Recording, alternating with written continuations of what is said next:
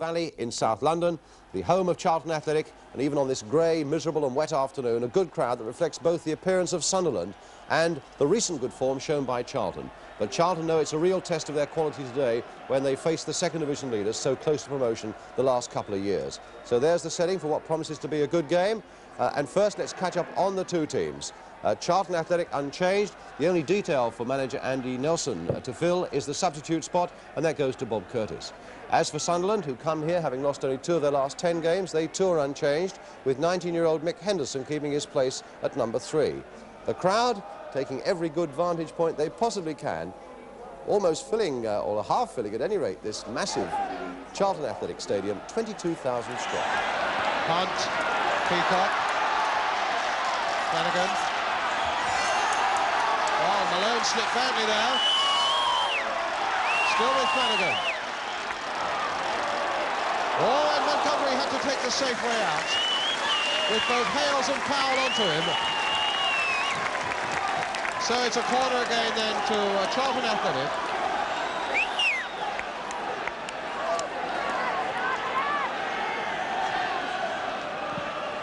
Powell and Peacock between them deciding who will take it.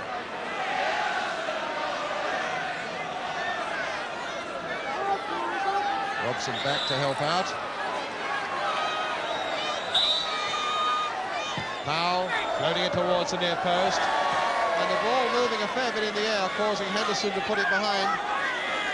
Young Mick Henderson, only 19, playing his 3rd game for Sunderland. Powell floating it in again, and a backward header. It might come through to Hales yet. Bowman almost got in there too. Giles might get in there as well. Kicked off the line by Halom. Well, Charlton so near to going into the lead with 4 minutes gone. A tremendous scramble there as it came out to Giles and was kicked off the line by Vic Halom. Billy Hughes. Unfair challenge by Mark Penfold. And I think Hughes is in a bit of trouble.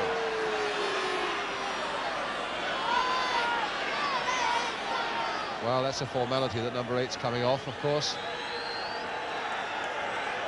Waved there by Bob Stoker, the Sunderland manager. And Mel Holden, the man they got from Preston, will replace Billy Hughes. Kerr, Towers to Robson.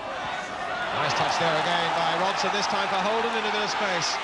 Lining up his shot and catching Peacock on the heels.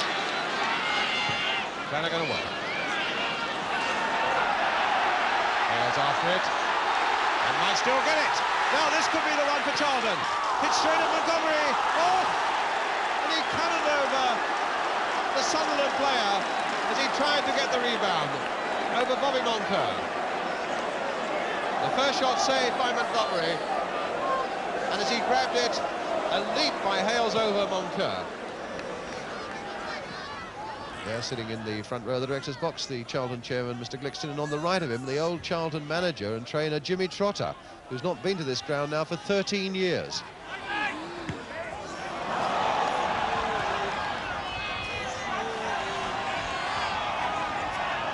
Now Malone. Giles getting that one away. Towers played back from Malone. Bit high again towards Vic Halom, and he got the header in there. Robson might be in. Yes! Holden the scorer.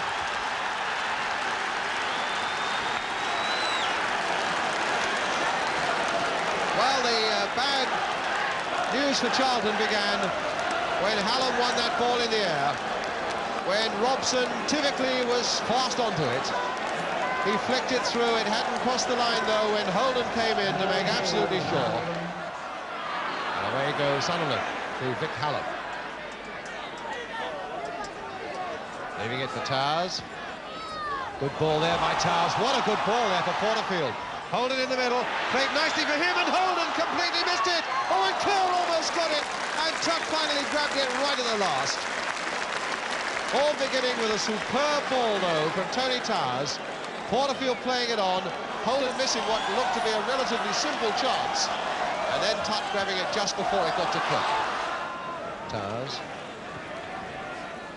What a delicate chip there by Towers for Kerr.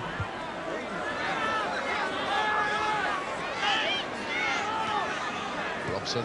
Played nicely there for Kerr. Time to size this one up, and Halom was right in there. Very nearly made it number 2. And a real question mark there against the Charlton defence. Nice 1-2 there, play between Robson and Kerr. And Halom first to it, but put it wide. One of the qualities, I think, of Charlton's play over the last year or two under manager Andy Nelson is even when they're playing badly, they do keep putting their heads down and coming forward, trying to force errors out of opponents. That's what they've got to do this afternoon now, even though they're not playing particularly well. But it's Towers at the moment for Sunderland.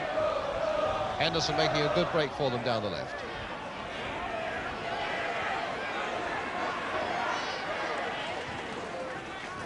Robson didn't quite get the touch there. And here goes Powell now for Charlton.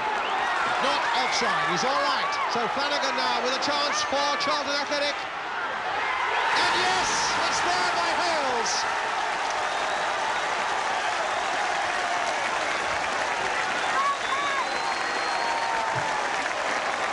Well, that break came out of nothing. And suddenly Flanagan was clear all the way, just onside. The linesman kept his flag down. And when he got and faced Montgomery, it looked as though he'd lost his chance. But in fact, he put it into the path of Hales, who was able to slide it in. Yes, a corner. So Bobby Kerr will take the corner again for Sunderland.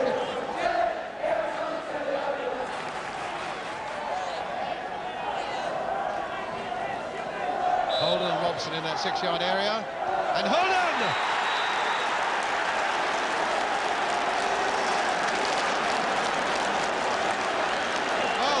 Mistake in the Charlton defence. Just look at the smiling Sunderland faces there as that corner from Bobby Kerr came curling in once more. Holden, the substitute, was there first. A glancing header from a sharp angle, and Sunderland are back in the lead. Robson, Holden, Kerr. Played into space there for Robson, and he very nearly brought up an excellent goal there for Sunderland. Well thought out. They've had a much better second half after being almost outplayed in the first half, Sunderland.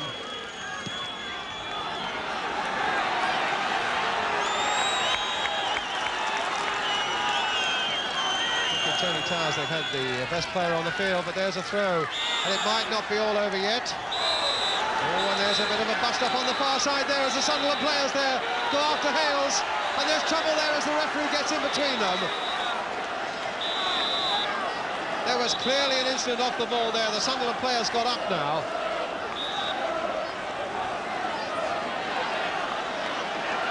I think it was Tony Towers. No, it was Henderson who was the Sunderland player involved.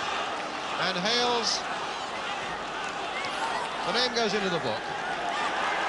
And I believe he's been sent off. Yes, Hales has been sent off by referee Jack Taylor. It can only be for kicking. Played here for Malone. Now Peacock. Well, that was a silly ball for Malone to give away. And if Charlton have got time to spring an attack, they might yet find something. Warman playing it through to Bowman. And the whistle has gone. And it's 2 points for Sunderland, who keep their place at the top of the second division. And a disappointment for Charlton in front of this big crowd. Number 6, David Young, will be more disappointed than most as a former Sunderland player. Phil Holden, the number 12, the substitute for Sunderland, scoring both their goals. With Derek Hales having got the equaliser for Charlton early in the second half. So we have a full-time score here at the Valley.